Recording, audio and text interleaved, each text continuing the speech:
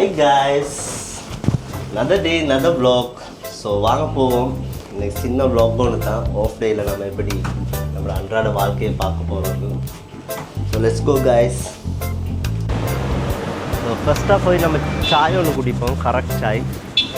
சாய்னா வேறு ஒன்றும் இல்லை, டீ தான். ஸோ வாங்க போவோம். இங்கே தான் நம்ம வளமையாக சாய் குடிக்கிறது. கேட்டா லைட் சாய் ஒன்று, லைட் டீ பேக் போட்டு தரையில்மா, டீ பேக் போட்டு லிப்டன் போட்டு தாங்க. ஸோ காய்ஸ், துபாய் வந்து 2.5 வருஷம் ஆகுது. 2.5 வருஷம் இந்த இடம் தான் நமக்கு. காலைல எழுமுனா நம்ம துக்கம் சோகம்லாம் காமிக்கிற இடம். எலோல் ரொட்டி ஒன்று வாங்கினேன், மரக்கறி ரொட்டி ஒன்று, 3 திராம். ஸோ ஸ்ரீலங்கன் காசுக்கு 240 ரூபா. விலைவாசியெல்லாம் ஒரே மாதிரி தான் காய்,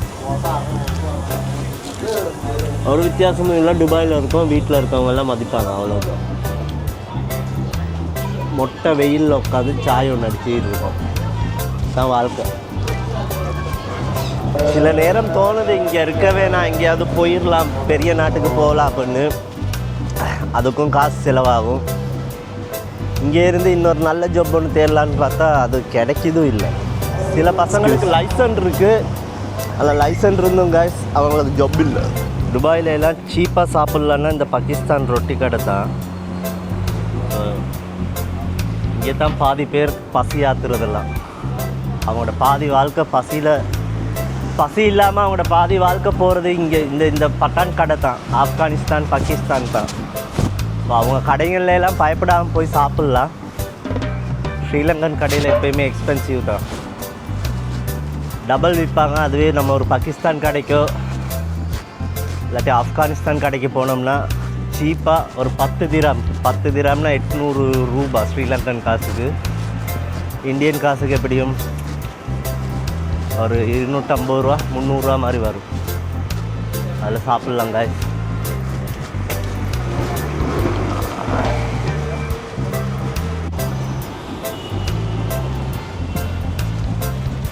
காலையில் 11 மணிக்கு எழுந்திரிச்சு 12 மணிக்கு தான் பெட்டில் இருந்து கீழே வந்தேன். இன்றைக்கி ஆஃப் டே.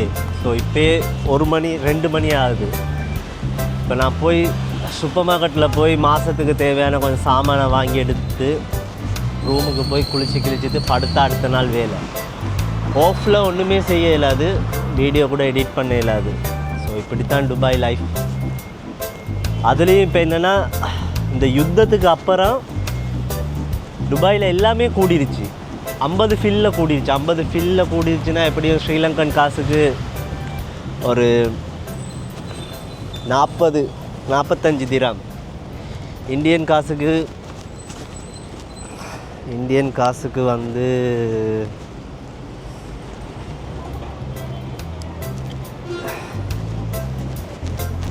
காசுக்கு வந்து எப்படியும் ஒரு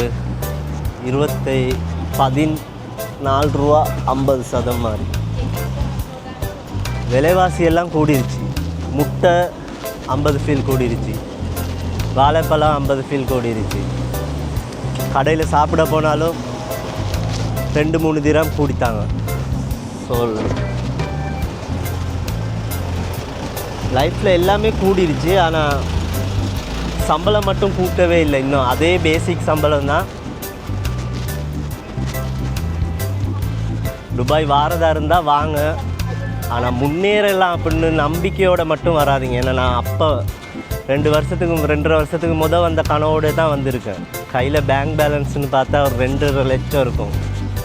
சரியா, 2 மாதம் சம்பளம். துபாயில் 2 மாதம் சம்பளம். மிச்ச காசெல்லாம் என்ன நடந்துச்சுன்னு சத்தியமாக தெரியலை.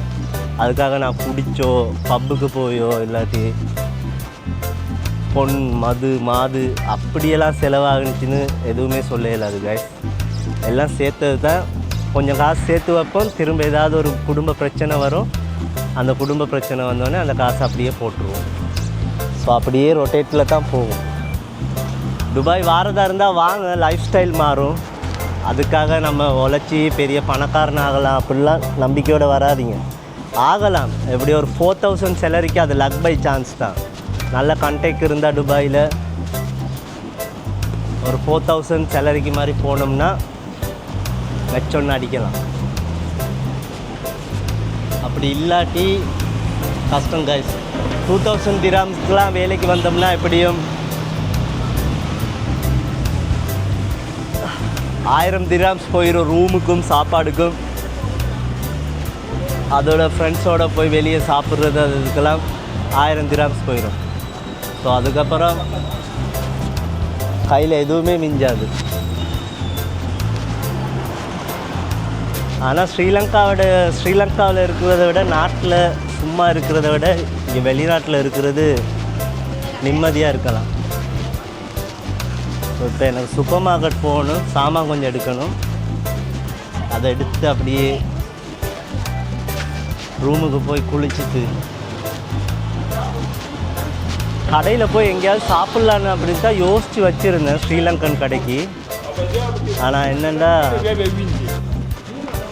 பட்ஜெட் கொஞ்சம் பத்தாதுங்க. ஸ்ரீலங்கன் கடையில் வந்து எல்லாமே செம்ம விலை.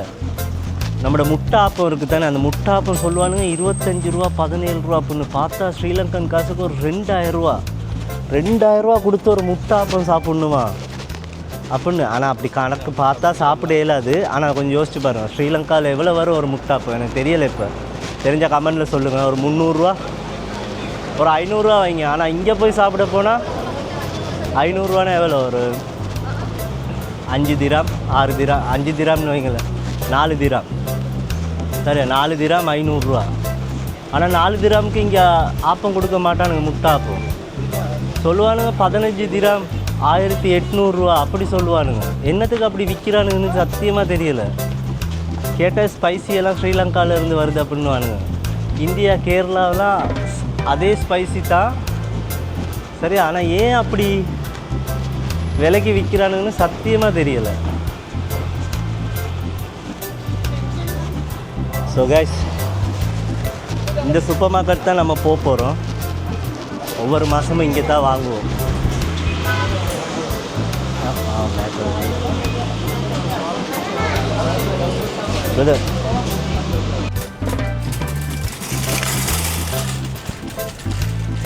இது தான் நம்மளோட மாத செலவு. ஆனால் எங்கேனையும் பத்தாது. அனியன் வாங்கணும், தக்காளி வாங்கணும், ரசல் பிடிச்ச வேலை. இதுக்கே ஒரு 230 ரூபா 30 திராம் போயிருக்கு. ஸோ 230 திராம்னா எப்படியும் ஒரு 16 20,000 மாதிரி ஸ்ரீலங்கன் ருபீஸ். நடுவில் வேறு சாமான் வாங்கணும்.